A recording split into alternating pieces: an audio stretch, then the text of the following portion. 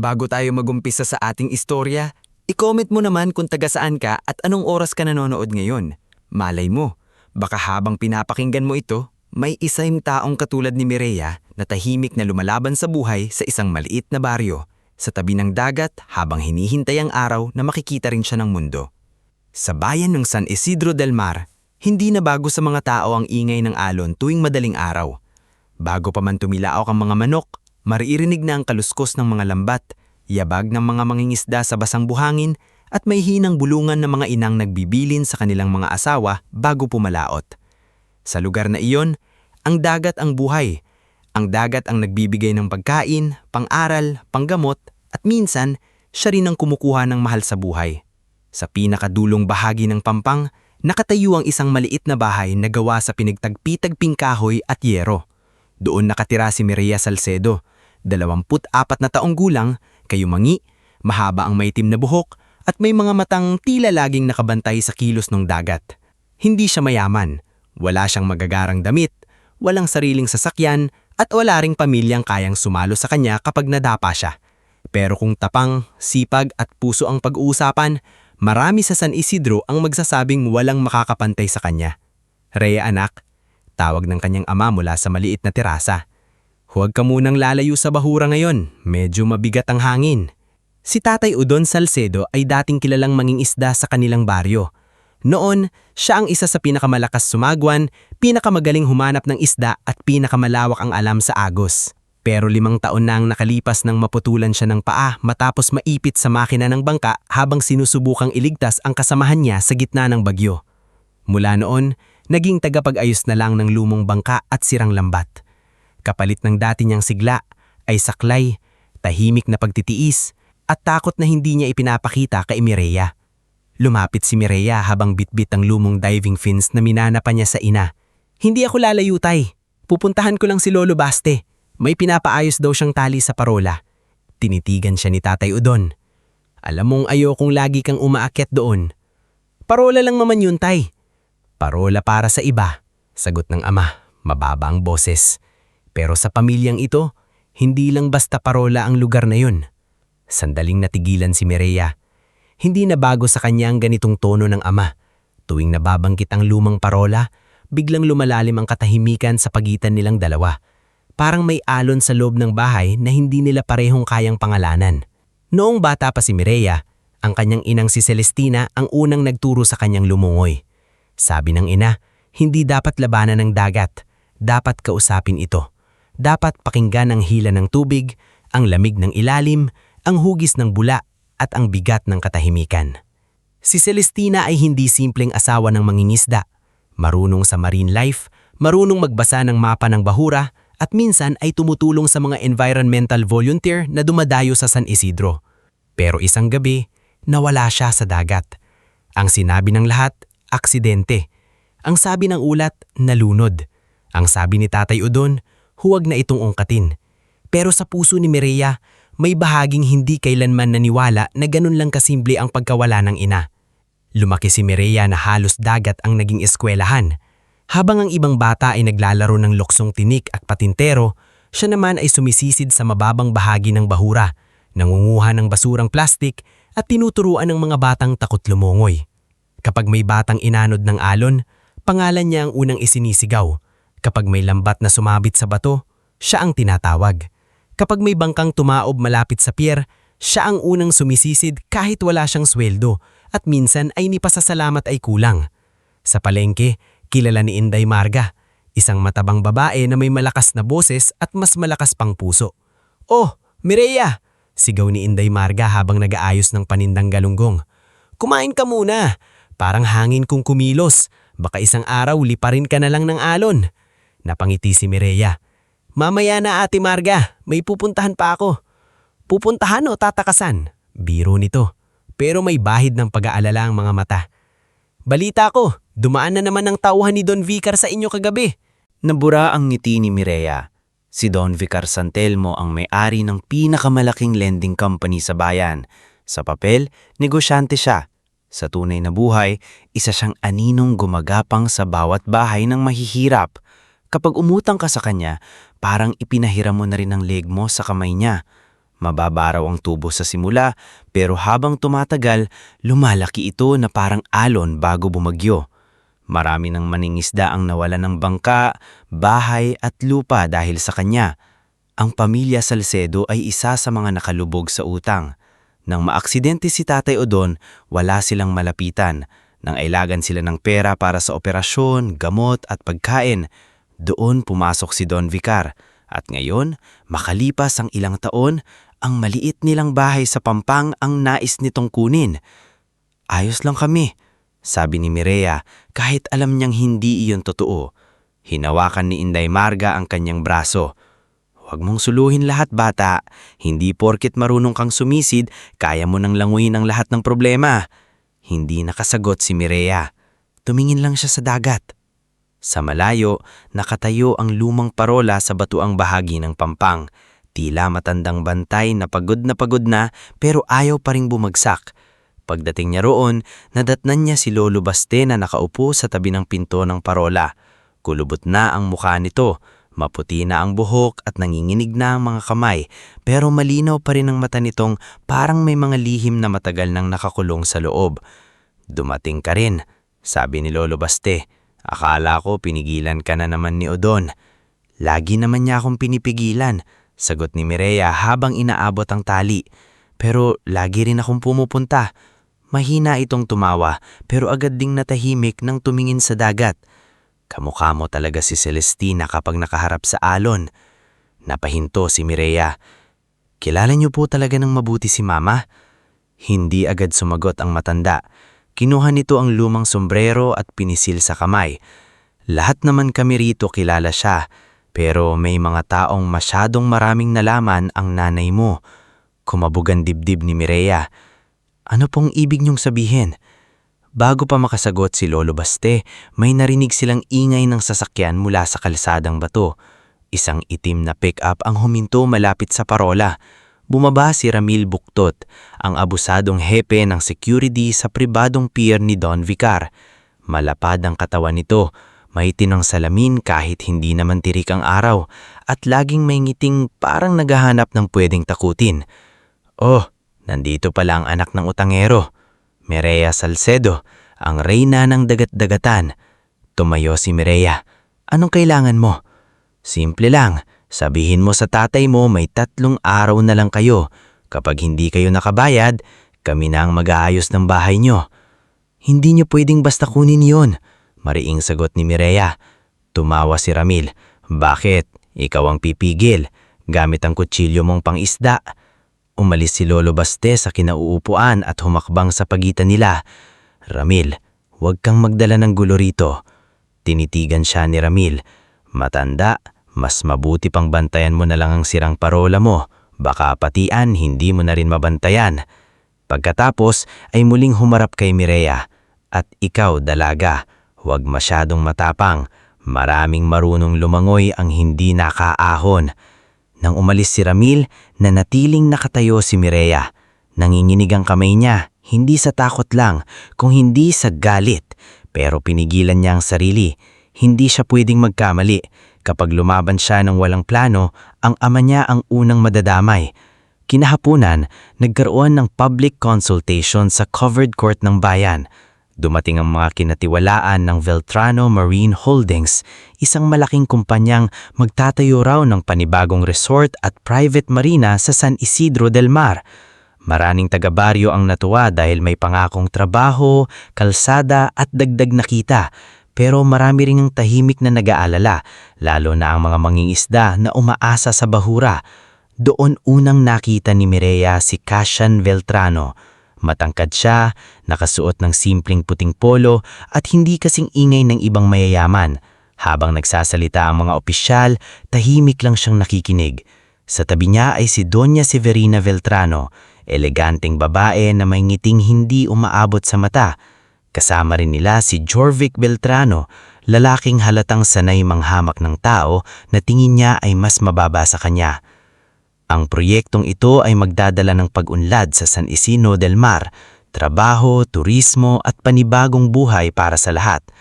Nagpalakpakan ng ilang tao, Pero tumayo si Kapitana Osang, ang lider ng baryo, at nagtanong tungkol sa epekto sa pangisdaan. Magalang ang sagot ng mga taga-kumpanya, pero paikot-ikot, walang malinaw. Hindi na nakatiis si Mireya. Tumayo siya sa likuran. "Paano po ang bahura?" Tanong niya, paano ang mga mangingisdang hindi marunong magtrabaho sa resort? Paano ang tubig kapag nagkaroon ng private pier? Hindi masama ang pag-unlad, pero kung ang kapalit nito ay gutom ng mahihirap, hindi po iyon pag-unlad. Pagpapalit lang iyon ng may-ari ng dagat. Bumigat ang katahimikan. Napatingin si Cassian sa kanya. Hindi nang mamaliit, hindi rin nagagalit. Para siyang nakakita ng taong nagsabi ng bagay na matagal na rin niyang iniisip. Pero si Jorvik ay ngumisi. At sino ka naman para magsalita tungkol sa development plan? Diver ka lang, hindi engineer. May ilang natawa. Yumuko si Tatay Odon sa likod, halatang nasaktan para sa anat. Pero hindi yumuko si Mireya. Tama po kayo, diver lang ako. Kaya mas alam ko kaysa sa inyo kung ano ang nasa ilalim ng tubig na gusto niyong tayuan ng negosyo. Hindi na nakasagot si Jorvik. Maging si Doña Severina ay bahagyang napairap. Pagkatapos ng pulong, lumapit si Cassian kay Mireya sa labas ng covered court. "Miss Salcedo," sabi niya. Huminto si Mireya pero hindi agad humarap. "Kung kakausapin niyo ako para patahimikin, marami na pong nauna." "Hindi," mahinahong sagot ni Cassian. "Gusto ko sanang magtanong tungkol sa lumang parola." Doon siya tuluyang humarap. "Bakit?" Saglit itong tumingin sa dagat. "May hinahanap ako." "Ano?" "Katotohanan," sagot ni Cassian. Hindi alam ni Mireya kung bakit, pero sa paraan ng pagkakasabi nito, naramdaman niyang hindi lang siya ang may sugat na daladala. Kinagabihan, habang inaayos ni Mireya ang lambat ng ama sa gilid ng bahay, napansin niya ang kakaibang galaw sa pribadong pier. May maliit na barkong dumaong kahit lampas na sa oras. Walang ilaw sa pangalan ng barko. Tahimik ang mga tauhan. Mabilis kumilos at may mga metal drum silang ibinababa. Nagtago si Mireya sa likod ng malalaking bato. Nakita niya si Ramil Buktot kasama ang ilang armadong lalaki. May isang lalaking nakaitim na nakatalikod habang kausap si Ramil. "Siguraduhin mong walang makakakita," sabi ng lalaking nakaitim. Sumagot si Ramil. "Walang problema, kahit si Jorvik. Malinaw ang bilin. Itapon ang kahon malapit sa lumang parola bago sumikat ang araw." Nanlamig ang batok ni Mireya nang marinig ang pangalan ni Jorvik. Maya-maya, may inihagi silang mabigat na kahon sa dagat. Lumubog ito sa madilim na tubig na parabang kasama nitong nilamon ang isang lihim na matagal nang naghihintay. Umatras si Mireya. Mabilis ang kabog ng dibdib. Hindi niya alam kung sino ang dapat pagkatiwalaan. Si Tatay Odon na siguradong pipigilan siya? Si Lolo Baste na takot sa nakaraan? O si Cassian Veltrano, ang milyonaryong unang beses pa lang niyang nakita pero naghahanap din daw ng katotohanan? Kinabukasan, bago pa tuluyang sumikat ang araw, nakita ni Mireya mula sa pampang ang maliit na speedboat ni Cassian na papalayo. Mag-isa ito, papunta sa direksyon ng lumang parola at sa bahagi ng dagat kung saan itinapon ang kahon. Kasabay noon, unti-unting dumilim ang langit. At sa unang pagkakataon matapos ang maraming taon, naramdaman ni Mireya na ang dagat ay hindi lang basta humahampas sa dalampasigan. Para bang may ibinabala ito. Bago tayo magpatuloy sa kasunod na bahagi ng ating istorya, i-comment mo muna kung taga saan ka at anong oras ka nanonood ngayon. Baka tulad ng dagat sa San Isidro del Mar, tahimik lang din ang paligid mo ngayon. Pero sa ilalim ng katahimikang iyon ay may kwentong naghihintay mabunyag. Madilim pa ang langit nang gumising si Mireya Salcedo kinabukasan. Hindi siya ginising ng tilaok ng manok o kaluskos ng bangka sa pampang. Ginising siya ng kaba. Ibang klase ang bigat sa dibdib niya. Parang may kamay na marahang pinipisil sa puso niya habang paulit-ulit bumabalik sa isip ang nakita niya kagabi. Ang barkong walang ilaw, ang mga metal drum, si Ramil Buktot, ang lalaking nakaitim at ang mabigat na kahon na itinapon sa dagat malapit sa lumang parola. Nauupo si Mireya sa gilid ng banig. pinakinggan ng hampas ng alon. Karaniwan, kaya niyang hulaan kung kalmado o mapanganib ang dagat sa tunog pa lang. Pero ngayong umaga, parang iba ang bulong ng tubig. Hindi ito galit, pero hindi rin payaka. Para itong matandang nakakaalam ng lihim, ngunit ayaw magsalita ng direkta. Rhea? Mahinang tawag ni Tatay Odon mula sa kabilong bahagi ng bahay. Gising ka na?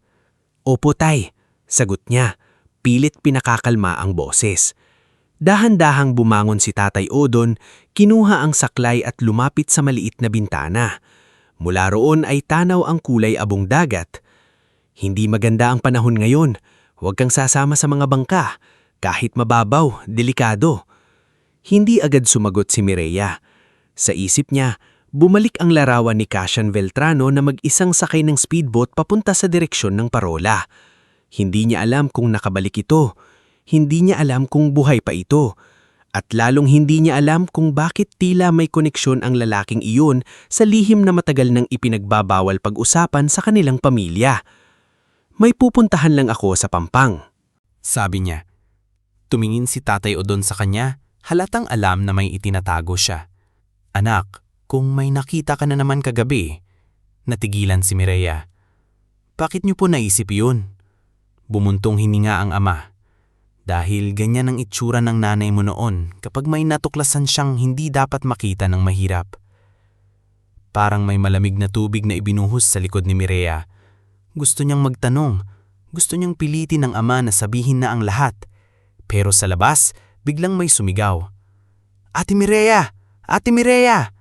Boses iyon ni Inday Marga sabay katok sa pinto. Pagbukas ni Mireya, bumungad ang babae na hingal, basang-basa ang laylayan ng palda at puno ng takot ang mukha. Sinilo, sabi nito, hindi umuwi kagabi. Namlamig ang mga daliri ni Mireya. Ano? Hinahanap siya ni Aling Sabel mula madaling araw. May nagsabi, nakita raw sa may daan paparola kagabi. Sinundan daw yata ang ilaw ng bangka. Hindi na nagtanong pa si Mireya. Kinuha niya agad ang lumang jacket, flashlight at tali. Narinig niyang tinawag siya ni Tatay Odon pero hindi siya tumigil. Si Nilo Cardenas ay 12 taong gulang pa lang, ulila, payat at madalas sumunod-sunod sa kanya sa Pampang dahil gusto raw nitong maging diver balang araw. Ilang beses na niyang pinagsabihan ng bata na huwag lalapit sa parola, lalo na kapag gabi. Pero tulad niya noong bata pa, mas malakas sa takot ang kuryosidad ni Nilo. Sa Pampang, nagkakagulo na ang ilan. Naroon si Kapitana Osang, nakasuot pa ng duster ngulit hawak na ang radyo. Naroon din si Lolo Baste, namumutla at halos hindi makatingin kay Mireya. Lolo, mabilis na tanong ni Mireya, nakita niyo si Nilo? Napalunok ang matanda. Kagabi, may bata akong nakita sa may likod ng parola. Akala ko umuwi rin agad. Bakit hindi niyo sinabi?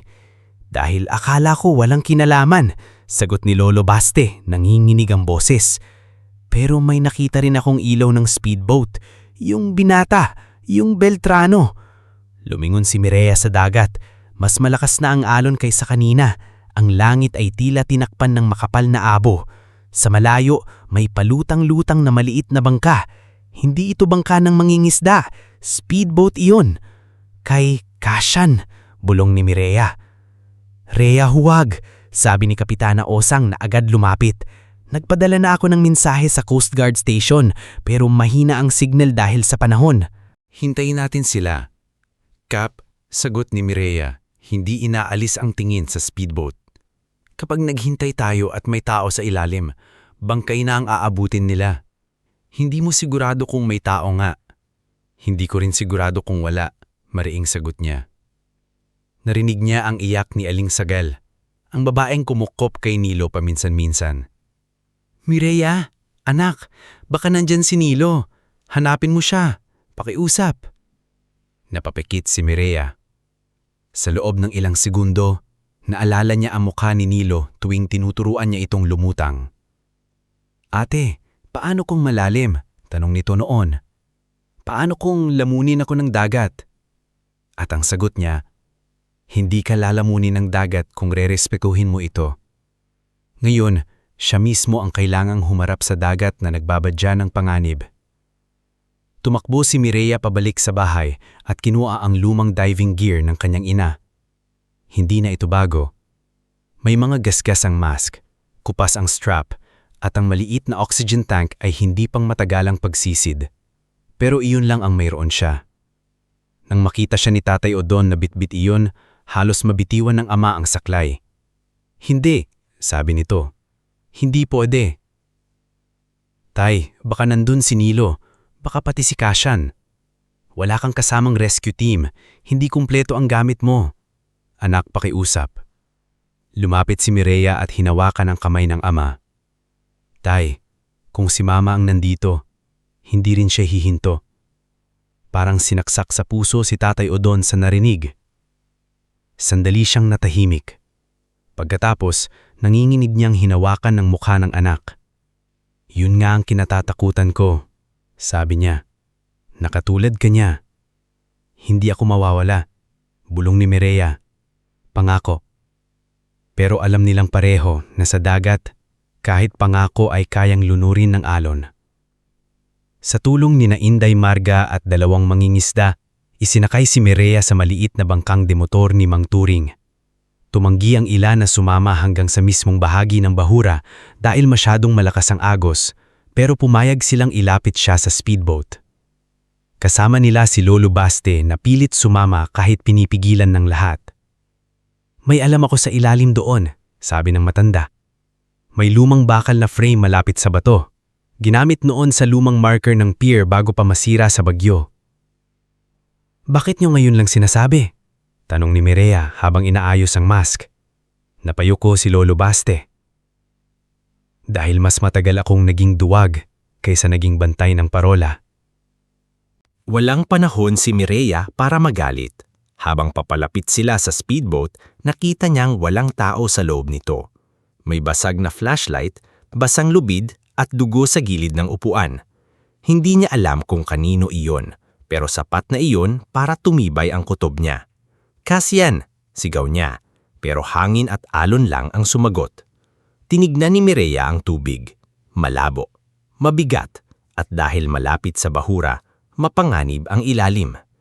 Isinuot niya ang mask, kinabit ang maliit na tank at hinigpitan ang tali sa baywang. "Rhea!" sigaw ni Inday Marga mula sa kabilang bangka. "Bumalik ka agad kapag hindi mo kaya." Tumanggo si Mireya, pero sa loob niya, alam niyang hindi siya aahon hanggat wala siyang nakikitang sagot. Tumalon siya.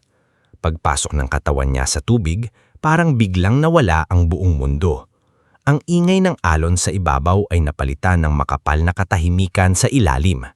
Malamig ang tubig at halos wala siyang makita sa unang ilang segundo. Sumipa siya pababa. Hawak ang maliit na flashlight. May mga lumulutang na piraso ng tali, plastik at putik na hinahalo ng agos. Sinundan niya ang direksyon ng lubid na nakita sa speedboat. Sa ilalim, nakita niya ang mga gasgas sa bato. Parang may hinihila roon kamakailan. May isang piraso ng tela na nakasabit sa matalim na bahura. Puting tela, parang mula sa polo ni Kasyan. Bumilis ang paghinga ni Mireya. Sumisid pa siya ng mas malalim. Doon niya nakita ang lumang metal frame na sinasabi ni Lolo Baste. Kalawangin ito, nakadikit sa malaking bato at halos tinubuan na ng korales. Sa unang tingin, parang wala lang. Pero nang ilawan niya ang likod dito, nakita niya ang isang katawan, si Kasyan. Nakatali siya sa metal frame. Ang mga kamay niya ay mahigpit na nakapulupot sa makapal na lubid. Nakayuko ang ulo, may sugat sa sentido at halos hindi na gumagalaw. Nakakabit pa ang maliit na emergency breathing device sa bibig niya, pero halatang paubos na. Kung hindi siya marunong kumontrol ng paghinga, maaaring matagal na siyang patay. Nanlaki ang mga mata ni Mireya. Lumongoy siya papalapit at agad sinubukang kalasin ang tali, pero makapal ito, basa at sinadyang buhulin ng maraming beses. Hindi aksidente, hindi ito simpleng pagkakasabit.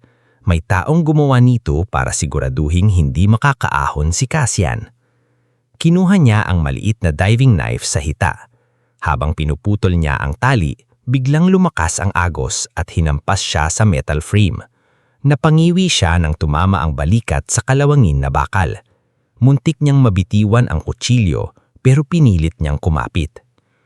"Teka lang," bulong niya kahit walang makakarinig sa ilalim. "Ilalabas kita rito." Nagbulat ng bahagya si Cassian. Malabo ang tingin nito, parang hindi sigurado kung tunay si Mireya o bahagi lang ng huling panaginip bago mamatay.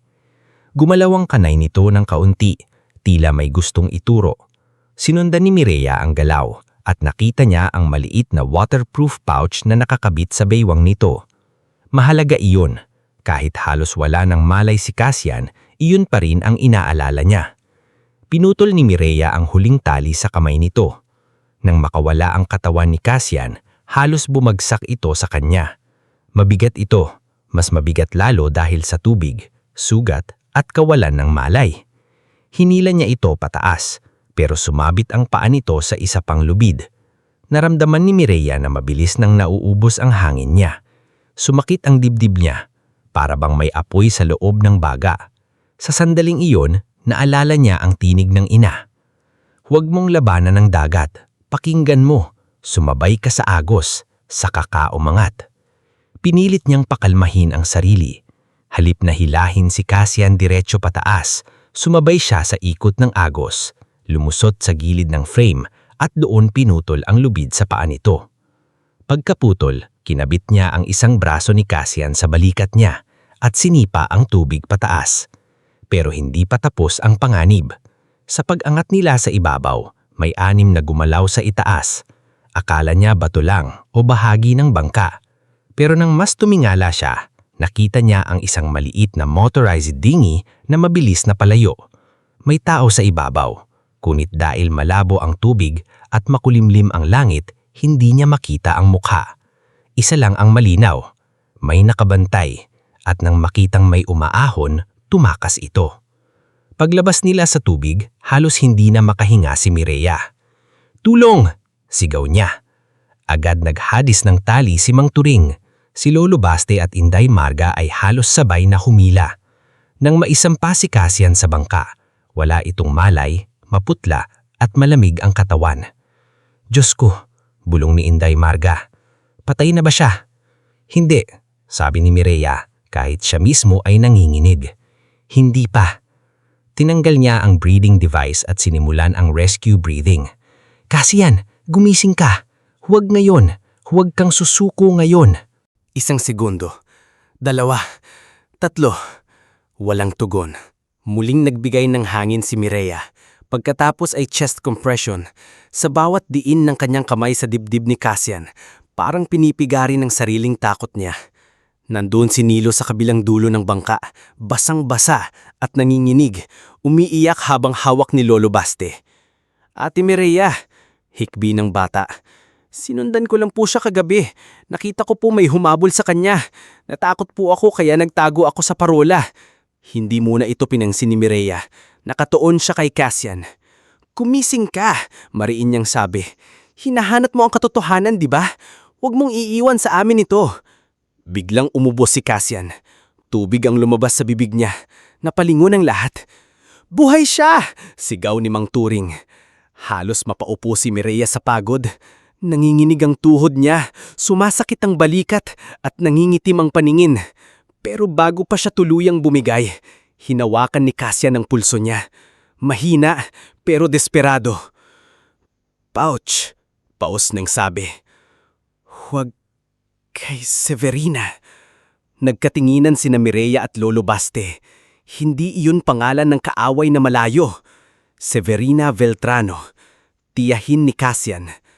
Kasama sa public consultation, babaeng nangakong magdadala ng pag-unlad sa bayan.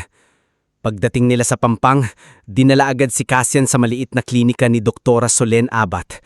Ang doktor ay nasa kalagitnaan ng pag-aalaga sa batang nilalagnat ng sumugod ang grupo. Nang makita ang kalagayan ni Cassian, agad nitong inutusan ng lahat. "Ilapag siya rito. Marga, kumuha ka ng kumot. Kapitana, tawagan mo ang ambulansya kahit mahina ang signal. Mireya, maupo ka. May sugat ka rin." "Siya muna," sagot ni Mireya. "Mireya, Mariing sabi ni Doktora Solen. Kapag bumagsak ka, 2 ang pasyente ko. Napaupo siya sa gilid. Doon niya lang naramdaman ng sakit sa balikat at hiwa sa kamay. Pero mas masakit ang kaba habang tinitignan si Cassian na ginagamot. Makalipas ang halos 1 oras, bahagyang nagkamalay si Cassian. Mabigat ang talukap nito. Pero nang makita si Mireya, bigla itong nagpumilit bumangon. Nasaan? Tanong niya. Iniligtas mo muna ang buhay mo bago ka maghanap ng gamit, sabi ni Doktora Solen. Nasaan ang pouch? Ulit ni Cassian. Halos hindi makahinga. Inabot ni Mireya ang waterproof pouch. Ito ba? Nang makita iyon, tila nabawasan ang takot sa mukha niya. Pero nang mapansin niyang nandoon si Nakatay Udon, Lolo Baste, Kapitana Osang at Doktora Solen, napalunok siya. May laman iyan, sabi niya, na maaaring magtaliwanag kung bakit pinatay ang ama ko. Tahimik ang buong silid. Binuksan ni Mireya ang pouch. Sa loob, may lumang flash drive na nakabalot sa plastik, ilang basang dokumento at isang lumang litrato. Nang ilabas niya ang litrato, nanlaki ang mga mata niya. Nasa larawan ng isang lalaking kamukha ni Cassian, mas matanda lamang. Nakatayo sa tabi ng isang babaeng kilalang-kilala ni Mireya, kahit maraming taon na ang lumipas. Mama, bulong niya. Napalingon si Tatay Udon. Nang makita ang litrato, halos mawala ng lakas ito. Napahawak siya sa pader, namimumutla at hindi makasalita. Kilala mo siya kay Mireya? Tanong ni Cassian. Siya ang nanay ko, sagot niya, halos pabulong. Si Celestina Salcedo. Namimutla naman si Cassian, mas maputla pa kaysa noong iniahon siya sa tubig. Para bang ang sugat sa ulo niya ay hindi kasing sakit ng biglang pagkaunawa sa harap niya. Hindi pwede, sabi ni Cassian. Si Celestina ang pangalan ng marine witness na tumulong sa ama ko. Ang huling taong nakausap ni Papa bago siya namatay. Bumigat ang hangin sa klinika. Dahan-dahang lumapit si Tatay Udon. Naninginig ang labi niya. Cassian, sino ang ama mo? Armand Veltrano, sagot ng binata. Napapikit si Tatay Udon. Parang matagal na niyang kinakatakutan ng pangalang iyon. Nagpatuloy si Cassian, boses na puno ng panghihina at takot. Bago namatay ang papa ko, may natuklasan siyang tungkol sa illegal dumping sa dagat. May tumutulong sa kanya na testigo. Ang sabi sa akin, nawala rin ang babaeng iyon. Akala ko hindi ko na malalaman kung sino siya. Tumingin siya kay Mireya. At ngayon, sabi ni Cassian, ang lalaman ng flash drive na ito ay maaaring magpaliwanag kung bakit pinatay ang ama ko. Naramdaman ni Mireya na parang huminto ang mundo. Ang dagat na buong buhay niyang minahal. Ang dagat na kumuha sa ina niya. Ang dagat na muntik kumuha kay Cassian. Bigla ngayong naglatag ng tulbay sa pagitan ng kanilang mga sugat. Hindi aksidente ang nangyari sa kanya, tanong ni Mireya, halos hindi marinig ang sariling boses. Walang sumasagot agad. Si Tatay Udon ay napaupo, luhaan nakatingin sa sahig. Si Lola Baste ay naninginig habang hawak ang rosaryo. Si Doktora Solen ay tahimik na nakatayo sa tabi ng kama. At si Cassian naman ay tumingin sa kanya ng diretsyo, kahit puno ng panghihina. Hindi ko pa kayang patunayan lahat. Pero kung tama ang laman ng flash drive na ito, hindi lang ama ko ang pinatahimik nila. Doon tuluyang tumulo ang luha ni Mireya, hindi dahil mahina siya, kundi dahil sa unang pagkakataon, ang tanong na matagal nang nakabaon sa puso niya ay may muka, may pangalan, at may direksyon. Pero bago pa man sila makapagsalita muli, bumukas ang pinto ng klinika. Pumasok si Ramil Buktot. Kunwaring nag-aalala, pero malamig ang mga mata. Nabalitaan naming may aksidente, sabi niya. Kumusta ang bisita nating Veltrano? Humakbang si Mireya sa harap ng kama ni Cassian. Ayos lang siya, sabi niya. At buhay siya. Nawala ang ngiti ni Ramil sa isang iglap. Sa unang pagkakataon, hindi umiwas ng tingin si Mireya. Hindi siya sumigaw, hindi siya umatake, pero sa tahimik niyang pagtayo sa harap ng lalaking ilang ulit silang tinakot, Malinaw ang mensahe. May nakita na siya sa ilalim ng dagat. May nailigtas siya. At mula sa araw na iyon, hindi na siya basta dalagang diver na kayang takutin ng mga mayayaman.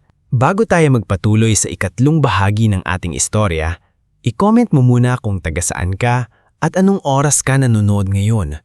Sa bawat lugar na may dagat, may mga alon na nakikita ng lahat. Pero may mga lihim din sa ilalim na taning matatapang lang ang kayang sisirin. Hindi na bumalik sa dati ang San Isidro del Mar matapos ang araw na iniahon ni Mireya Salcedo si Cassian Beltrano mula sa ilalim ng dagat. Sa labas, parang pareho pa rin ang lahat. May mga bangkang umaalis tuwing madaling araw. May mga tindera pa rin nagtatawaran sa palengke. May mga batang tumatakbo sa buhangin habang naghahabulan ng alon. Pero sa loob ng maliit na bayan, may takot na unti-unting lumalakad sa bawat sulok. Lalong naging tahimik ang mga mangingisda kapag dumadaan ang pick-up ni Ramil Buktot. Mas maagang nagsasara ang ilang tindahan sa tabi ng pier. Ang mga dating malakas makipagbiruan sa palengke ay biglang bumubulong na lang kapag nababanggit ang pangalan ni na Don Vicar Santelmo, Jorvic Beltrano o Doña Severina. May ilan ding nagsasabing dapat manahimik na lang si Mireya. Dahil kung mismong milyonaryo ay kayang itali sa hilalim ng dagat, ano pa kaya ang isang dalagang mahirap pero hindi na kayang manahimik ni Mireya? 2 araw matapos mailigtas si Cassian, nananatili pa rin ito sa maliit na klinika ni Dr. Solen Abad. Hindi pa malakas ang katawan ng binata. May sugat pa rin ito sa sentido, may pasa sa mga braso, at minsan ay bigla na lang napapabalikwas sa pagtulog. Para bang muli siyang nalulunod sa panaginip. Sa kabila nito, hindi niya binitiwan ng flash drive at mga dokumentong mula sa waterproof pouch. Ipinatago niya muna ito kay Dr. Solen sa loob ng lumang cabinet ng gamot na wala nang gumagamit. Dahil alam niyang hindi ligtas kung dadalhin sa mansyon ng mga Beltrano. Isang hapon, habang tahimik ang klinika at abala si Dr. Solen sa labas, dumating si Mireya kasama si Tatay Odon. Mabigat ang mukha ng ama niya. Mula nang nakita nito ang litrato ni Celestina kasama si Armand Beltrano, halos hindi na ito makatulog. Sa gabi, naririnig ni Mireya ang pigil na iyak ng ama. Sa umaga, iniiwasan nito ang kanyang mga mata. Nasa kama si Cassian nang pumasok sila. Agad itong umayos ng upo. Mireya, mahinang bati niya. Tatay Odon? Hindi agad sumagot ang matanda. Umupo ito sa kahoy na silya sa tabi ng kama at matagal na tinitigan ng binata. Sa itsura niya, parang hinaharap niya hindi lang si Cassian, kundi pati ang multo ng nakaraan. Ang ama mo, si Armand Beltrano, hindi siya masamang tao. Tumingin si Cassian sa kanya, halatang nabigla. Kilala niyo po siya? Tumanggo ang matanda. Hindi tulad ng pagkakakilala ng mayayaman sa isa't isa. Kilala ko siya dahil ilang beses siyang pumunta rito noon ng palihim. Kasama ang asawa ko. Naramdaman ni Mireya na humigpit ang dibdib niya. Matagal niyang hinintay ang sandaling ito. Pero ngayong naririto na, parang hindi siya handa. Tay, sabi niya, maingat pero may pait. Bakit ngayon niyo lang sinasabi? Napapikit si Tatay Odon. Dahil duwag ako, anak. Tahimik ang buong silid. Nagpatuloy siya. Nanginginig ang boses. Nung buhay pa ang nanay mo, may mga napansin siyang kakaiba sa tubig. May mga isdang biglang namamatay. May mga bata sa baryo na nagkakasugat sa balat matapos maligo sa may pier. May amoy kimikal sa ilang gabi.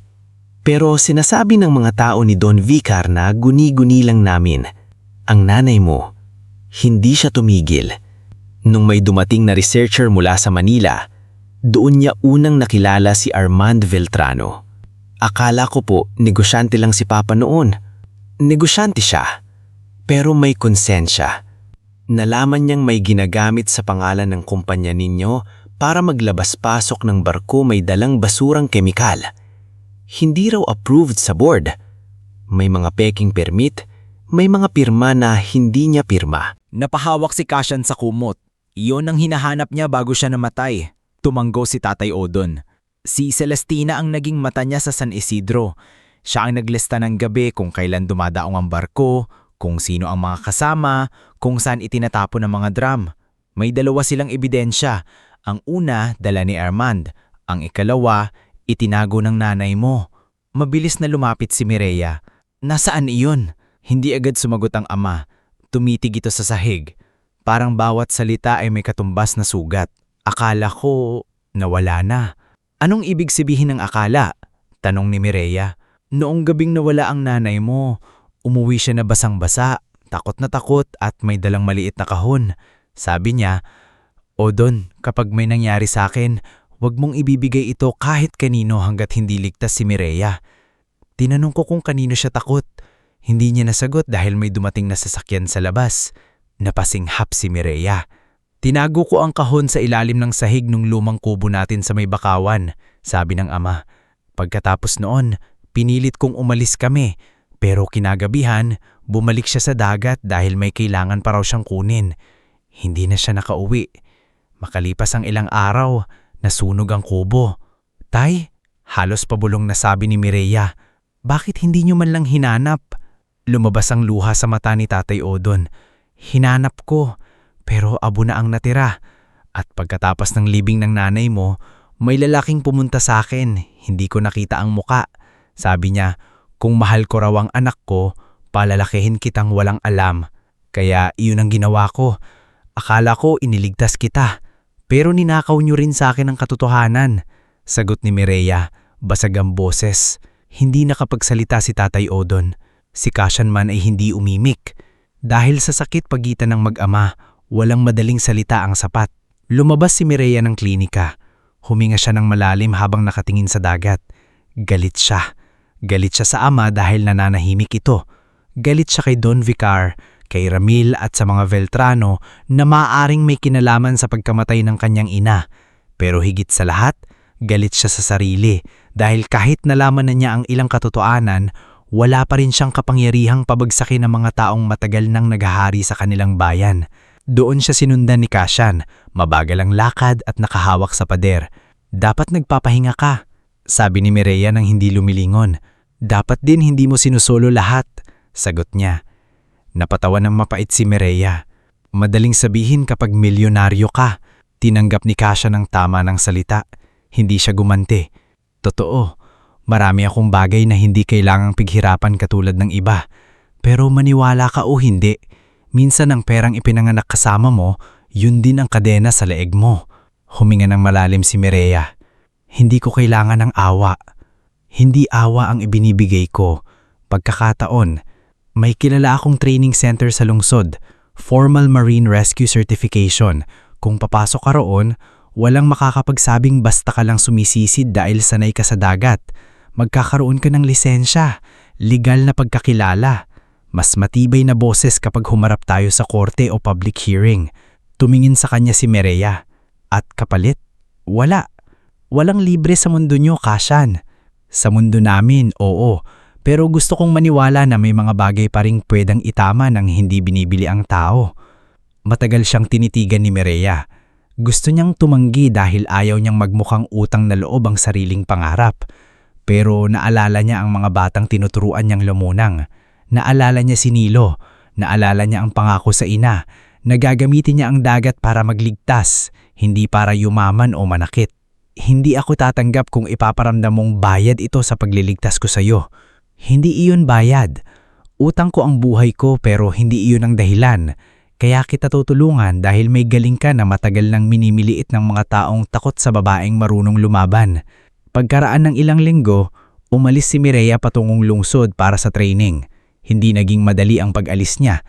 Iniwan niya si Tatay Odon sa pangangalaga ni na Inday Marga at Doktora Solen, pero mabigat pa rin sa dibdib niya. Si Nilo yaman ay umiiyak sa pier nang habang inaabot sa kanya ang isang maliit na kabebe. Para hindi niyo po makalimutan ang San Isidro, sabi ng bata. Napangiti si Mireya at ginulo ang buhok nito. Hindi ko makakalimutan ang lugar na halos lumunod at bumuhay sa akin. Sa lungsod, ibang dagat ang hinarap niya. Hindi tubig, kundi mga taong mapanghusga. Sa training center ni Captain Elmo Rivas, karamihan sa trainees ay may koneksyon, may bagong gamit, may kakilalang opisyal, at may kumpiyansang galing sa pribilehiyo. Si Mireya ay dumating na may lumang bag, kupas na sapatos, at katahimikan na agad nilang binansagang kahinaan.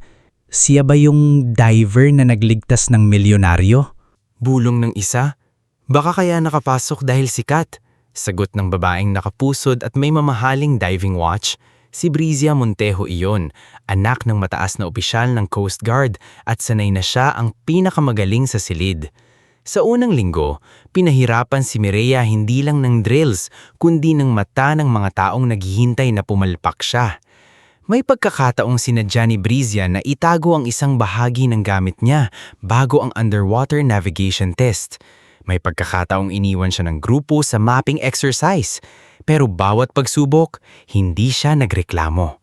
Ginawa niya ang alam niya, huminga ng tama, magbasa ng tubig at huwag magpadala sa takot. Sa ikatlong linggo, nagkaroon ng emergency simulation kung saan kunwari ay may 2 biktimang natrap sa lumang pier structure. Nalito ang ilang trainees dahil biglang lumabo ang tubig sa tangke. Si Brizia na laging nangunguna ay nagkamali ng direksyon. Si Mireya naman ay pumikit sandali, pinakiramdaman ang agos ng pumped water at ginamit ang tali bilang guide. Siya ang unang nakakita sa 2 dummy victims at ligtas na nakaahon. Pag-ahon niya, tahimik ang lahat. Si Captain Elmo lamang lumapit. "Salcedo," sabi nito, "saan mo natutunan iyon?" "Sa nanay ko po," sagot ni Mireya, "at sa dagat." Mula noon, unti-unting nagbago ang tingin sa kanya. Hindi lahat naging kaibigan niya, pero natutunan nilang rumespeto. Kahit si Brizia ay hindi na siya basta mabastos. Sa bawat araw na lumilipas, mas lumilinaw kay Mireya na hindi sapat ang tapang. Kailangan din ng kaalaman, disiplina at dokumentong kinikilala ng mundong madalas hindi nakikinig sa mahihirap. Habang nasa training siya, madalas bumalik si Cassian sa San Isidro. Hindi niya isinara ang proyekto sa isang iglap dahil maraming manggagawa ang mawawalan ng kita, pero pansamantalang niyang hininto ang construction malapit sa bahura. Kinausap niya ang mga mangingisda, nagdala ng independent marine testers at unang beses na humingi ng tawad sa harap ng baryo. "Hindi sapat ang sorry," sabi ni Kapitana Osang noon. "Tama po kayo," sagot ni Cassian. "Kaya hindi ako hihinto sa sorry." Pero habang gumagalaw sila, gumagalaw din ang kalaban. Sa mansyon ng Veltrano, malamig na tinanggap ni Doña Severina ang balitang buhay pa rin si Cassian at lumalakas na si Mireya. Sa tabi niya, si Jorvik ay naglalakad ng pabalik-balik sa opisina. "Dapat hindi na siya nakaahon," mariing sabi ni Jorvik. "Bawasan mo ang pagiging padalus-dalus," malamig na sagot ni Doña Severina. "Ang problema natin ngayon ay hindi lang si Cassian, ang babae, ang Salcedo. Isang diver. Anak siya ni Celestina," sabi ni Doña Severina at sa unang pagkakataon may bahid ng takot sa boses niya. At kung may naiwan ng nanay niya, kaya nitong sirain ng lahat. Hindi nila alam, sa mismong oras na iyon, may isa pang taong nagdadalawang isip na. Si Yvette Sanoria, dating IT officer ng Veltrano Marine Holdings, ay palihim na nakikinig mula sa labas ng opisina. Tinanggal siya noon matapos tumangging burahin ang lumang server logs ng kumpanya. Akala ng lahat na nahimik na siya, pero nang marinig niya ang pangalang Celestina, bumalik ang konsensya niyang matagal niyang tinatakasan. Samantala sa San Isidro, si Lolo Baste ay may natuklasan sa kanyang lumang baul. Habang hinahanap ang lumang susi ng parola, nakita niya ang isang maliit na diary na balot ng telang kupas. Diary iyon ni Celestina. Matagal niya itong itinago, hindi dahil gusto niyang ipagkait, kundi dahil natakot siyang kung mabubuksan ito, may mamamatay na naman. Nang umuwi si Mireya matapos ang unang yugto ng training, sinalubong ng hangin alat at ng mukha ni Lolo Baste na tila ilang gabi nang walang tulog. "Rhea," sabi ng matanda, "may kailangan mong makita." Dinala siya nito sa loob ng parola. Nandoon si Cassian, si Tatay Odon, Inday Marga, Doktora Solen at Nilo. Sa gitna ng mesa, nakapatong ang diary ni Celestina. Dahan-dahang binuksan ni Mireya ang mga pahina. May mga petsa, pangalan ng barko, oras ng pagdating sa pier at mga palatandaan sa bahura. Habang binabasa niya, parang naririnig niya ang boses ng ina. Sa huling bahagi ng diary, may nakasulat na pangungusap na halos ikalaglag ng puso niya. Kung mabasa ito ni Mireya balang araw, patawarin niya sana kami ni Odon. Ang ikalawang patunay ay wala sa abo. Nasa lugar kung saan unang natutong huminga sa ilalim ng takot ang anak namin. Napatingin si Mireya kay Tatay Odon. Ano ang ibig sabihin nito? Namumutla ang ama. Matagal siyang hindi nakapagsalita. Pagkakapos, dahan-dahan niyang binigkas ang lumang kubo sa Bakawan. May puno doon na tinatawag ng nanay mo na punong hininga. Doon kanya unang tinuruang lumubog ng hindi natatakot. Kinabukasan, pumunta sila sa Bakawan bago sumikat ang araw, kasama ni Mireya si Kashan, Nilo at Lolo Baste. Naiwan si Tatay Odon dahil masakit ang tuhod, pero binigay niya ang eksaktong tanda, isang matandang puno na may ukit na hugis alon. Matagal silang naghanap. Putik, ugat, lamok at katahimikan ang kasama nila. Hanggang sa si Nilo ang unang nakakita ng ukit. Ate Mireya! Sigaw niya. Ito po, lumuhod si Mireya sa tabi ng puno. Gamit ang maliit na pala, hinukay niya ang lupa sa pagitan ng mga ugat. Ilang minuto pa, tumama ang bakal sa matigas na bagay. Isang lumang lata, kalawangin pero buo pa rin. Nang buksan nila ito, tumambad ang isang maliit na metal capsule, ilang tuyong larawan at isang liham na nakabalot sa makapal na plastik. Nanginginig ang kamay ni Mireya habang binubuksan ang sulat. Anak, kung hawak mo ito ngayon, ibig sabihin na buhay ka ng mas matapang kaysa sa kinatatakutan ko. Huwag mong hayaang lamunin ka ng galit. Ang dagat ay hindi naghihingganti. Nagbabalik ito ng katotohanan sa tamang panahon. Tumulo ang luha ni Mireya, pero ipinagpatuloy niya ang pagbabasa. Ang nasa capsule ay patunay ng pagtatapon ng lason sa dagat. Hindi lang si Don Vicar ang nasa likod. May taong mula sa pamilyang Veltrano ang pumirma, nag-utos at nagbayad para manahimik ang lahat. Napatingin si Cashen sa kanya. Nanginginig ang panga. Bago pa nila tuluyang may sara ang lata, may narinig silang yabag. Mula sa makapal na bakawan, lumitaw si Ramil buktot kasama ang tatlong lalaki. Ang galing, sabi ni Ramil habang nakangisi. Kayo na mismo ang naghukay para sa amin. Tumayo si Mireya at itinago ang lata sa likod niya. Hindi niyo ito makukuha. Hindi ako nagtatanong. Biglang sumugod ang isa sa mga lalaki.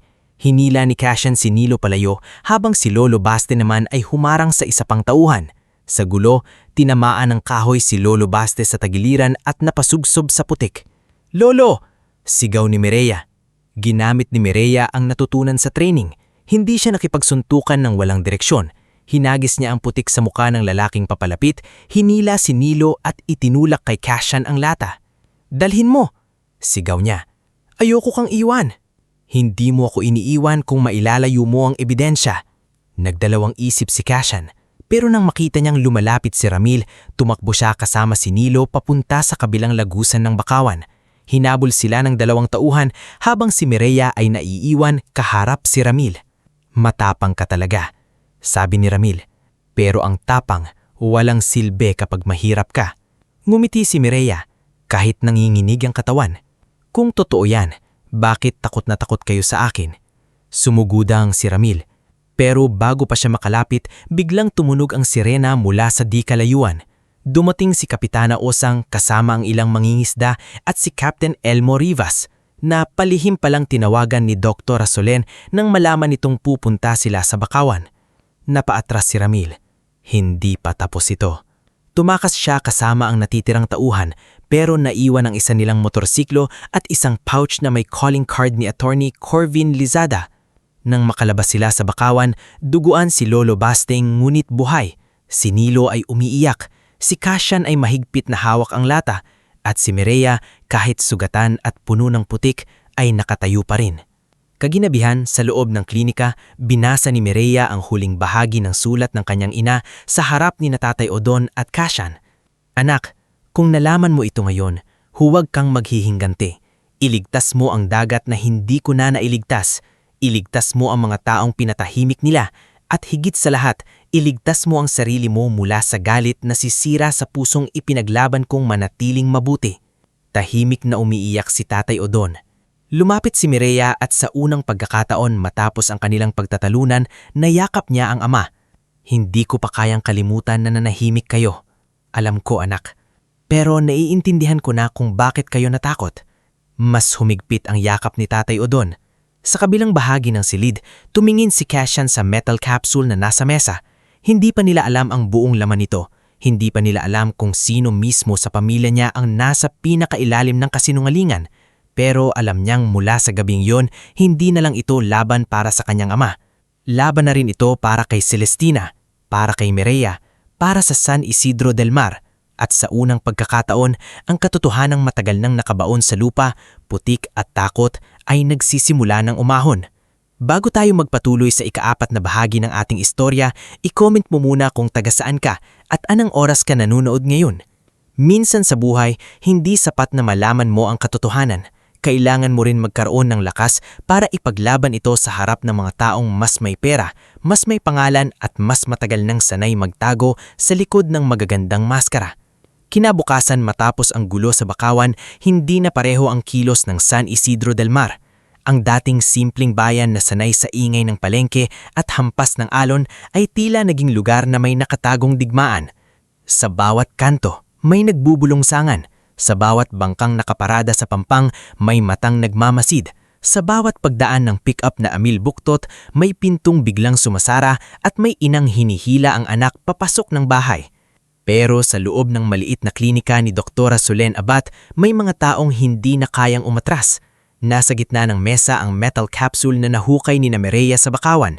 Katabi nito ang diary ni Cristina, ang lumang litrato nito kasama si Armand Veltrano at ang waterproof pouch na hawak ni Cassian noong muntik siyang patayin sa ilalim ng dagat. Nandoon sina Mireya, Cassian, Tatay Odon, Lolo Baste, Kapitana Osang, Doktora Solen, Inday Marga at si Nilo na tahimik sa sulok habang yakap ang maliit na kabibi na ibinigay niya noon kay Mireya. Si Lolo Baste may bendahe sa tagiliran pero pilit pa ring nakaupo. Hindi na pwedeng itago ito. Sabi niya, kapag itinago pa natin, para na rin nating inililibing ulit si Celestina. Hindi rin pwedeng ilabas ng padalos-dalos, sagot ni Cassian habang hawak ang maliit na flash drive mula sa capsule. Kapag mali ang hakbang natin, sila pa ang lalabas na biktima. May kilala akong piskal sa probinsya, sabi ni Doktora Solen. Si Prosecutor Halina Viernes. Hindi siya madaling bilhin, pero hindi rin siya basta-basta tatanggap ng kwento kung walang maayos na ebidensya. Napatingin si Mireya sa mga dokumento. May diary tayo, may files, may testigo. Ano pa ang kulang? Matibay na pagkakasunod-sunod, sagot ni Cassian. Kailangan nating mapatunayan kung sino ang nag-utos, sino ang pumirma, sino ang nagbayad at sino ang nagtangkang pumatay para manatiling lihim ang lahat. Tahimik na napayuko si Tatay Odon. Noon, may mga mangingisdang nakakakita ng mga drum na itinatapon sa dagat pero natakot silang magsalita. May anak, may utang, may pamilya. Kung hihingi tayo ng tulong sa kanila na yon, sabi ni Kapitana Osang, baka mas marami ang handang magsalita, lalo na ngayong buhay na ebidensya si Cassian. Napatingin si Mireya kay Cassian. May pasa pa rin ang mukha nito, ngunit hindi na siya mukhang taong iniligtas lamang. Mukha na siyang taong handang lumaban kahit sarili niyang pamilya ang haharapin niya. Kinahapunan, palihim silang bumiyahe papunta sa opisina ni Prosecutor Halina Viernes sa Cabecera. Hindi sila gumamit ng marangyang sasakyan ni Cassian. Sa halip, sumakay sila sa lumang van ni Kapitana Osang na amoy asin, gamot at tuyong isda. Kasama nila si Doktora Solen bilang saksi sa kalagayan ni Cassian noong inahon ito at si Lolo Baste bilang taong may hawak sa diary ni Celestina sa loob ng maraming taon. Pagdating nila sa opisina ng piskal, hindi agad ngumiti si Halina. Nasa edad 40 pataas siya, maikli ang buhok, simple ang suot at may matang sanay kumilitas ng kasinungalingan.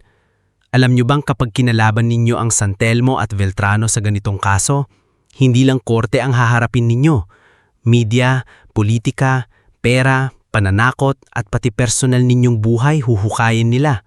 Matagal na po nilang hinukay ang buhay namin, sagot ni Mireya. Ngayon, lupa naman nila ang gagalawin. Sandaling tinitigan ni Halina ang dalaga.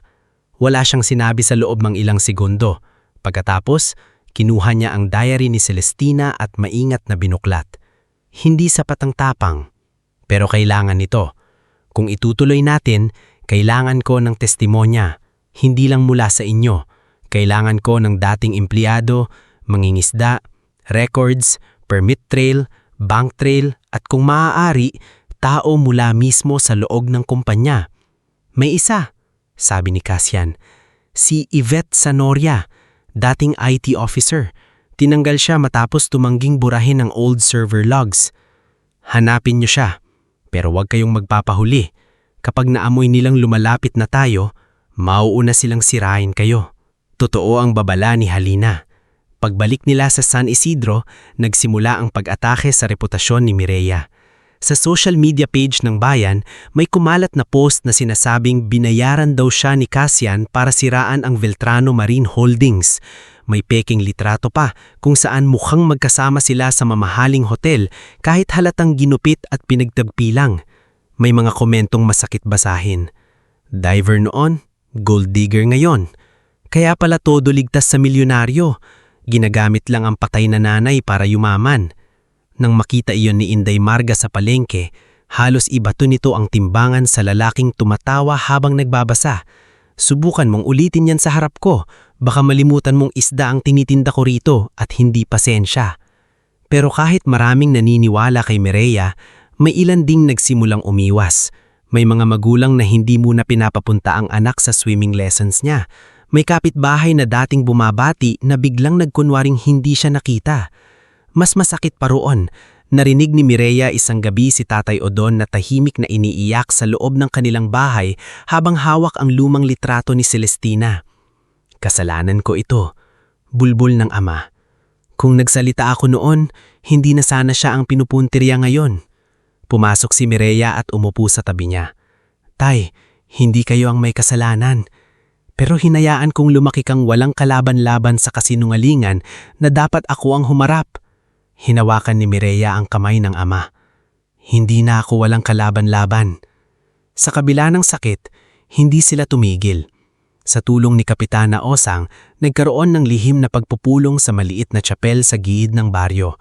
Gabi iyon, mahina ang ilaw at paisa-isang dumating ang mga mangingisda na may takip ang mukha o nakasombrero para hindi agad makilala. Naroon si Mang Turing na unang tumulong noong inahon si Cassian. Naroon si Aling Sabel na kumukpok kay Nilo. Naroon din sina magkapatid na sina Dario at Lumen, dating naglilinis ng pantalan tuwing gabi. Sa simula, puro katahimikan lang. Lahat ay takot. Hanggang sa tumayo si Lumen, payat na babae na may peklat sa braso. Ako, Sabi niya, nanginginig. Nakakita ako ng mga drum na may simbolo ng kemikal. Sinabihan ako ni Ramil na kapag nagsalita ako, mawawala ang kapatid ko. Sumunod si Dario. May notebook ako ng dates ng dating ng barko. Tinago ko lang dahil akala ko wala ng silbi. Isa-isa silang nagsalita.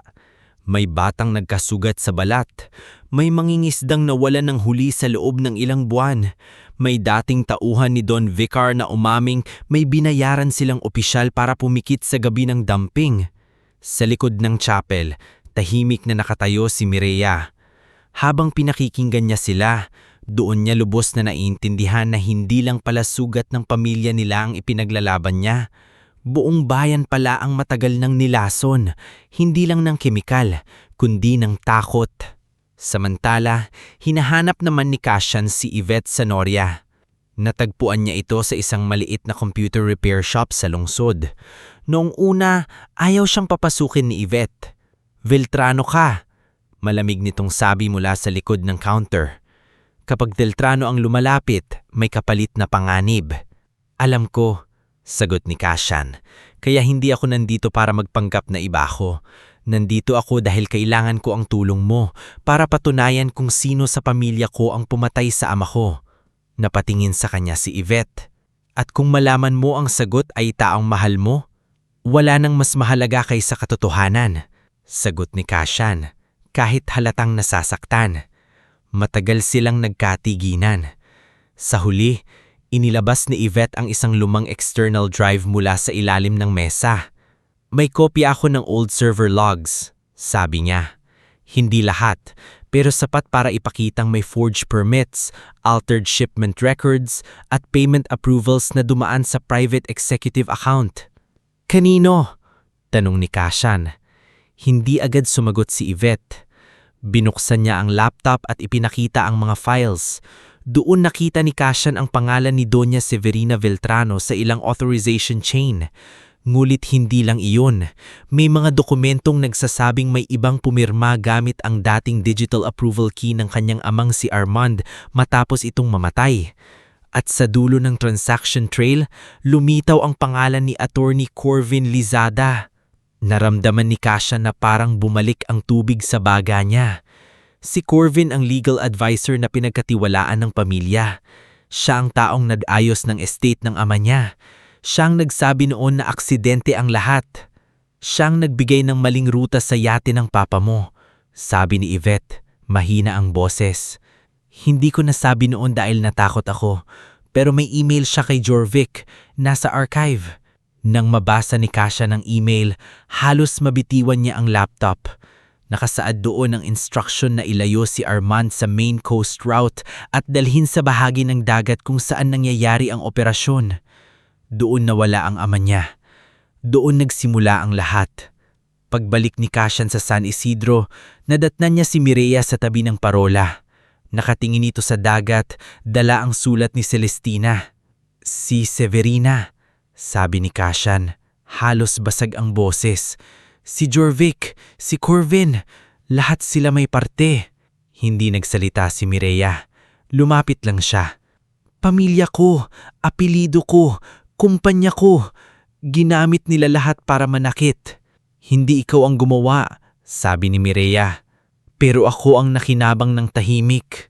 Napahawakan siya sa batong pader ng parola at sa unang pagkakataon, umiyak siya ng walang pagtatago. Hindi ito iyak ng milyonaryo. Iyak ito ng anak na nalaman kung paano pinatay ang ama niya. Ng lalaking muntik nang mamatay sa parehong dagat at ng taong kailangang wasakin ang sarili niyang pangalan para maitama ang mali. Lumapit si Mireya at marahang hinawakan ang balikat niya. Kung gusto mong itama, huwag mong durugin ang lahat dahil lang galit ka. May mga empleyado sa kumpanya niyo na inosente. May mga pamilyang umaasa rin sa trabaho. Ang kasuhan natin ang may kasalanan. Ang ayusin natin ang sistemang ginamit nila. Napatingin si Kashan sa kanya. Paano mo nagagawang mag-isip ng ganyan matapos nilang kunin ang nanay mo? Hindi ko alam. Siguro dahil ayokong maging katulad nila. Kung puro paghihiganti lang ang laman ko, talo pa rin si Mama. Dumating ang araw ng public hearing sa Municipal Hall. Punong-puno ang lugar. Nandoon ang media, opisyal, empleyado ng Beltrano Marine Holdings, mangingisda at mga taong dating takot magsalita. Sa harap nakaupo si Doña Severina, suot ng puting terno parang wala siyang kasalanan. Katabi niya si Jorvik na pilit ang ngiti at si Attorney Corvin na panay ang bulong sa cellphone. Tumayo si Doña Severina at malamig na numiti. Nakakalungkot na ang kumpanyang tumulong sa bayang ito ay sinisira ng isang babaeng gumagamit ng emosyon, patay na ina at aksidenteng pagliligtas para sumikat. May ilang nagbulong-bulong. Narinig iyon ni Mireya pero hindi siya natinag. Unang tumayo si Tatay Udon. Mabagal ang lakad, may saklay pero matatag ang boses nang humarap sa mikropono. Ako si Udon Salcedo. Sabi niya, asawa ni Celestina. Matagal akong nanahimik dahil takot ako. Pero ang katahimikan ko ang naging kulungan ng anak ko. Kaya ngayon, kahit huli na, magsasalita ako. Isinalaysay niya ang gabing umuwi si Celestina na may dalang ebidensya, ang pagbabanta matapos itong mawala, at ang kahong itinago sa bakawan. Habang nagsasalita siya, umiiyak si Mireya pero hindi niya pinigilan ng ama. Ito ang unang beses na lumaban si Tatay Udon sa nakaraan. Sumunod si Lolo Baste, hawak ang diary. Sumunod si Yvette Sanoria, dala ang server logs. Sumunod si Lumen at Dario, dala ang notebook ng shipment dates. Si Doktora Solen ay nagbigay ng medical statement tungkol sa kondisyon ni Cashan nang matagpuan nito. Mga marka ng tali, sugat sa ulo, at palatandaang isinadyang iwan sa ilalim ng dagat. Nang ilabas ni Prosecutor Halina ang digital records, nagbago ang kulay ng mukha ni Jorvik. Nang banggitin ng email ni Corvin tungkol sa ruta ng yate ni Armand, tumayo si Corvin at pilit na lumabas. Hindi pa tapos ang hearing, sabi ni Halina. Pero tumakbo ito. 2 pulis ang humarang sa pinto. Nagpumigla si Corvin, nahulog ang cellphone niya, at lumabas sa screen ng huling mensaheng ipinadala niya kay Ramil Buktot. Kung magsasalita sila, tapusin na bago makarating sa korte. Nagkagulo ang silid. Tumayo si Cashan. Hindi siya sumigaw. Hindi niya kailangan sumigaw. Sapat na ang bigat ng kanyang boses. Ako si Cashan Veltrano, legal heir at acting head ng Veltrano Marine Holdings. Sa araw na ito, isusuko ko sa investigasyon ang lahat ng records ng kumpanya. Tinatanggal ko rin sa anumang posisyon sina Severina Veltrano at Jorvik Veltrano habang iniimbestigahan ang kanilang papel sa environmental crimes, falsification at attempted murder. Hindi mo ako kayang tanggalin, singhal ni Doña Severina. Tumingin si Cashan sa kanya. Hindi na ikaw ang nagtatago sa likod ng pangalan namin. Simula ngayon, ang pangalang Veltrano ay hindi na magiging panangga ng kasinungalingan. Napaupo si Doña Severina. Namumutla. Si Jorvik ay hindi na makatingin sa mga tao. Sa labas ng Municipal Hall, narinig ang balitang hinahanap na ng pulisya si Ramil Buktot at si Don Vicar Santelmo. Sa gitna ng ingay, tumingin si Mireya sa dagat na tanaw mula sa bintana ng munisipyo. Hindi pa tapos ang laban. May korte pa, may paglilitis pa, may sugat pang maghihilom ng matagal. Pero sa araw na iyon, ang mga maskarang matagal ng pinakintab ng pera at kapangyarihan ay nagsimulang mabasag. At sa unang pagkakataon, hindi lang si Mireya ang nakatayo laban sa kanila. Kasama na niya ang buong bayang dati pinatahimik ng takot. Bago tayo tungo sa huling bahagi ng ating istorya, i-comment mo muna kung taga saan ka at anong oras ka nanonood ngayon. Dahil sa bawat kwentong puno ng sakit, pagtataksi at takot, may dulo pa ring naghihintay. Hindi laging perpekto, hindi laging madali, pero sapat para patunayan ng katotohanan kapag ipinaglaban ng buong puso ay kayang magdala ng bagong liwanag.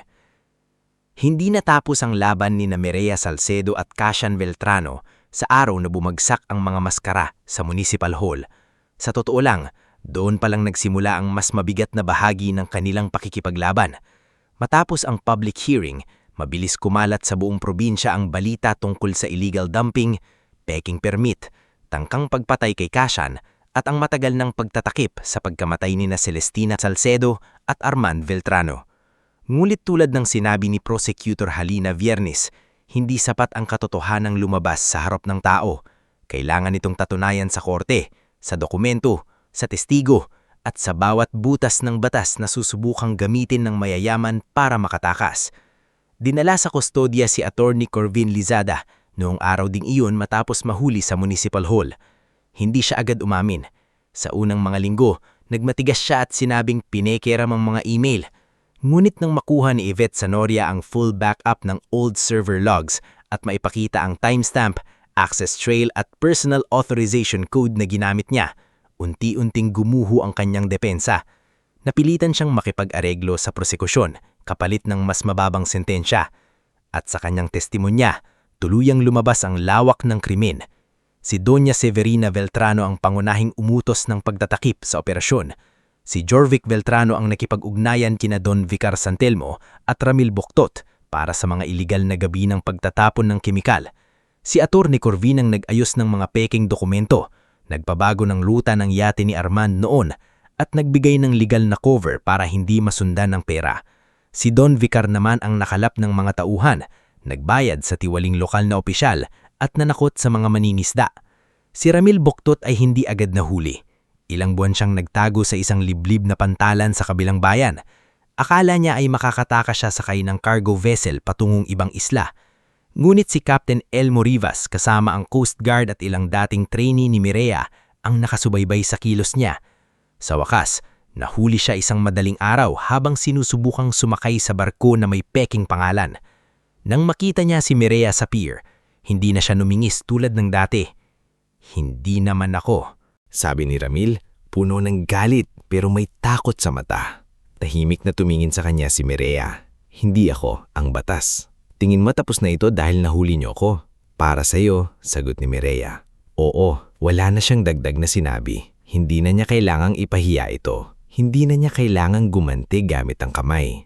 Sa sandaling iyon, sapat nang makita niyang ang lalaking ilang beses nanakot sa kanila ay nakapusas, nakayuko at wala ng kapangyarihang takutin ng mga taong dating nanginginig sa kanyang pangalan. Lumipas ang 1 taon bago tuluyang lumabas ang unang hatol. Si Don Vicar Santelmo, Ramil Buktot, Jorvic Veltrano at Attorney Corvin Lizada ay napatunayang sangkot sa illegal dumping, falsification of public and corporate documents, obstruction of justice, at attempted murder kaugnay ng nangyari kay Cassian sa ilalim ng dagat.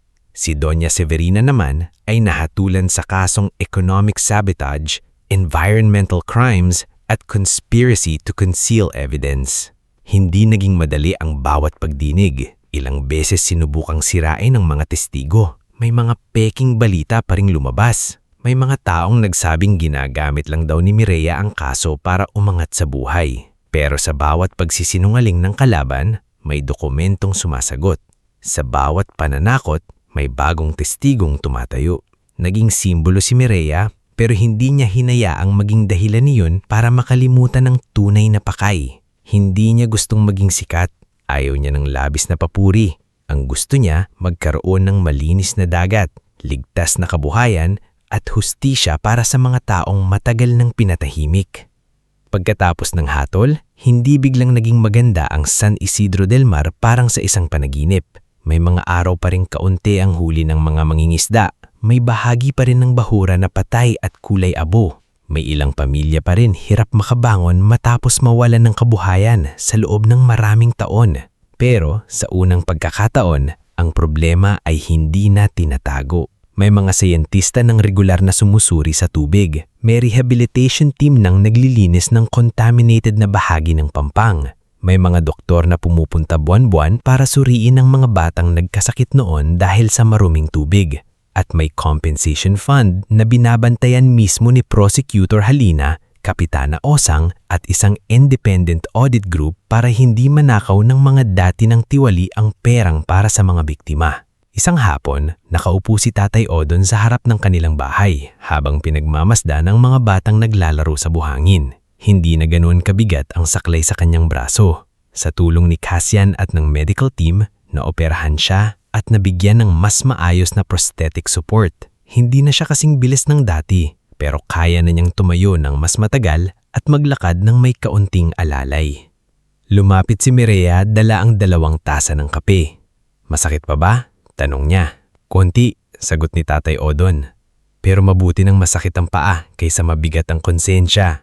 Napatingin si Mireya sa kanya. Anak, dagdag ng ama, alam kong hindi mabubura ng kahit anong sorry ang mga taong itinahimik ako. Pero salamat dahil binigyan mo ako ng pagkakataong bumawi. Umupo si Mireya sa tabi niya. Hindi naman isang araw lang ang pagpapatawad, Tay. Pero araw-araw natututo ko. Tumanggo ang ama, luha ang nakangiti. Kamukha mo talaga ang nanay mo, pero mas matapang ka sa amin. Hindi po, sagot ni Mireya. Naging matapang lang ako kasi may iniwan siyang dahilan. Hindi kalayuan sa kanilang bahay, itinayo ang unang community-based marine rescue and diving school sa probinsya. Hindi ito marangyang gusali. Simple lang ito, may malawak na training pool, maliit na classroom, storage room ng rescue equipment, at tanawang dagat mula sa bintana. Ngunit para kay Mireya, mas mahalaga iyon kaysa anumang mansyon. Pinangalanan niya itong Celestina Sea Rescue Academy. Sa araw ng pagbubukas, halos buong bayan ang dumalaw. Si Inday Marga ang namamahala sa pagkain, kasama ang mga babaeng dating nawalan ng kabuhayan dahil sa bagsak na pangingisdaan.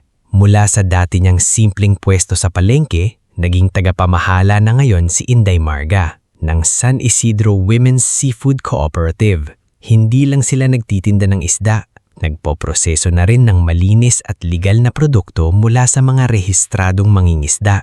Sa unang pagkakataon, ang mga kababaihan sa palengke ay may sariling kita, sariling boses at sariling lugar sa plano ng bayan. "Rhea!" sigaw ni Inday Marga habang inaayos ang mga bilaong pagkain. "Huwag kang masyadong umiyak mamaya baka maalat na ang sabaw dadagdagan mo pa." Napatawa si Mireya. "Ate Marga naman." "Ano? Totoo naman." "Pero sige na, umiyak akong gusto mo. Deserve mo yan."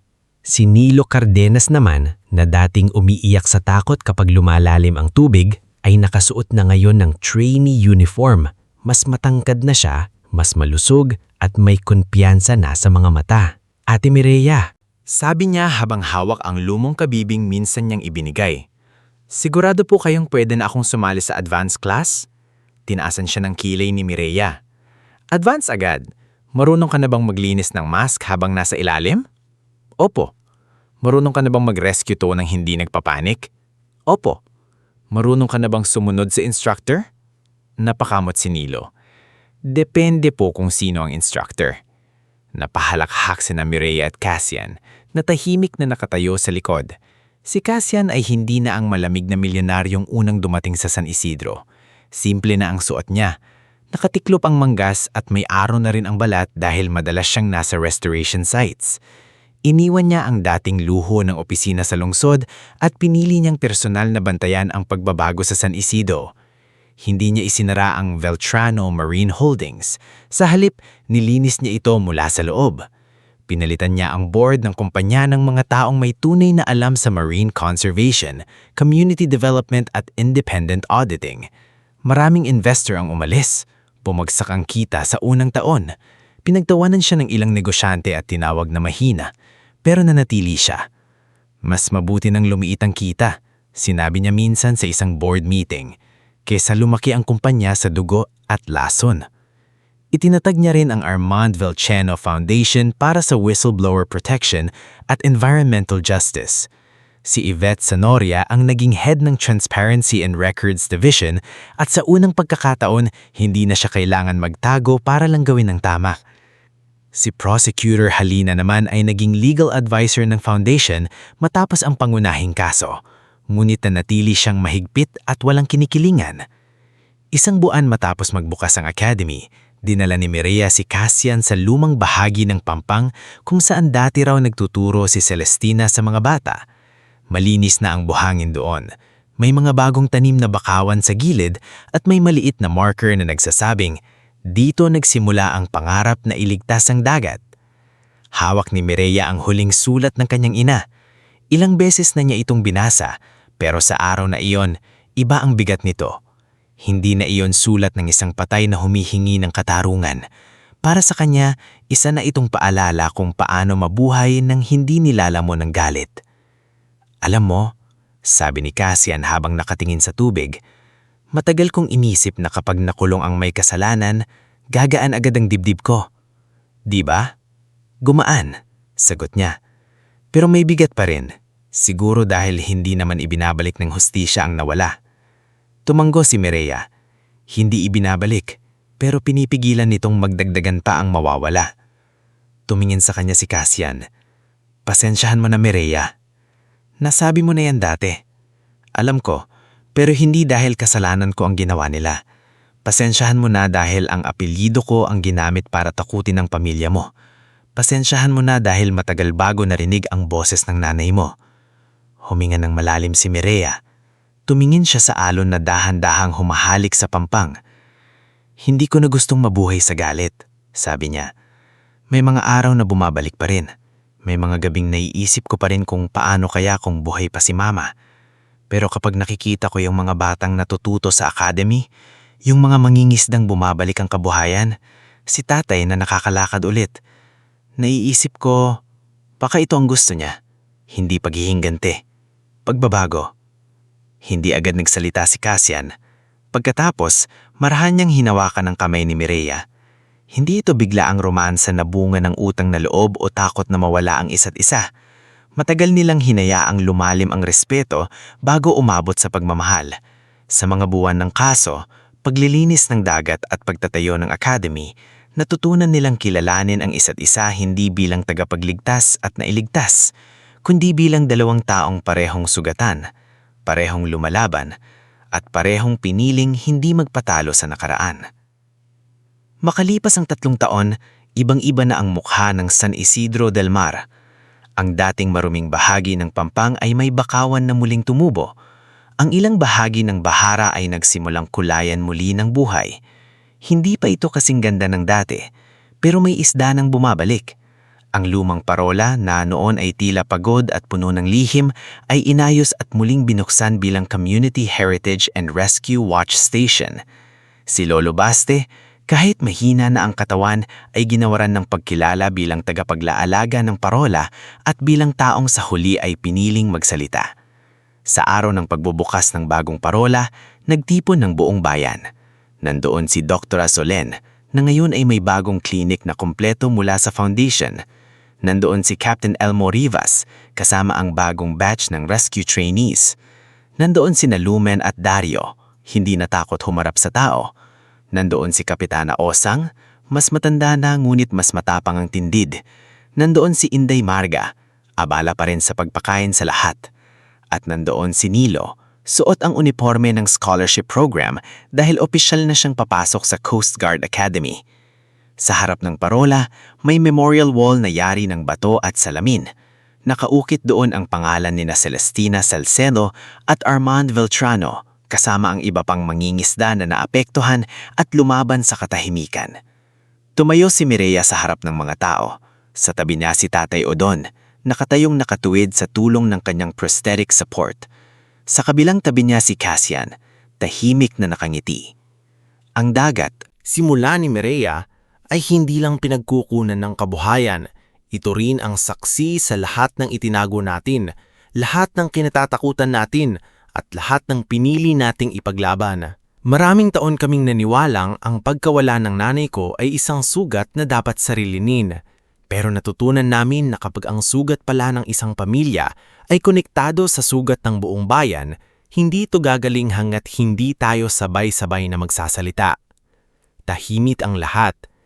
Tayo pong lahat ang nagligtas sa San Isidro, dagdag niya.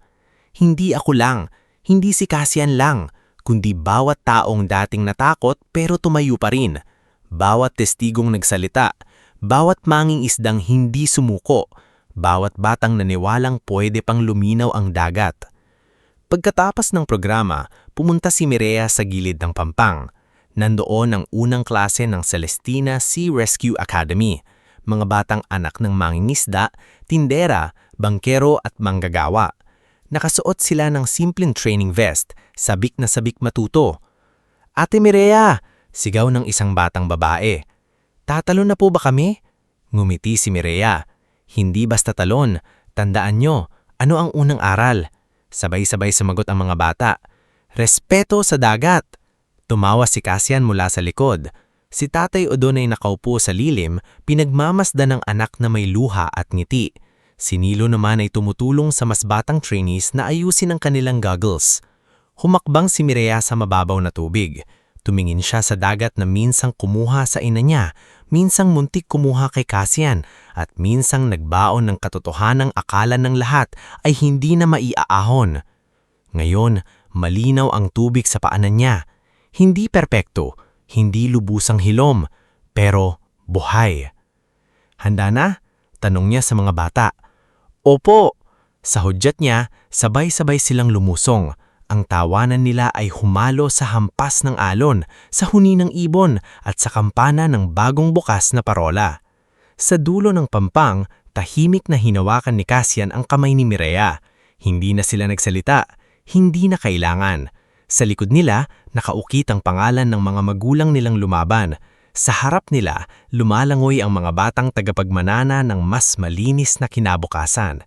At doon nagtapos ang kwento ni Mireya Salcedo, ang dalagang diver na minsang sumisid para iligtas ang isang milyonaryong nakatali sa ilalim ng dagat, ngulit sa huli, ang nailigtas niya ay hindi lang isang buhay. Nailigtas niya ang katotohanan, nailigtas niya ang alaala ng kanyang ina, Nailigtas niya ang sariling puso mula sa galit at kasama ang buong San Isidro del Mar, nailigtas niya ang dagat na matagal nang naghihintay ng liwanag.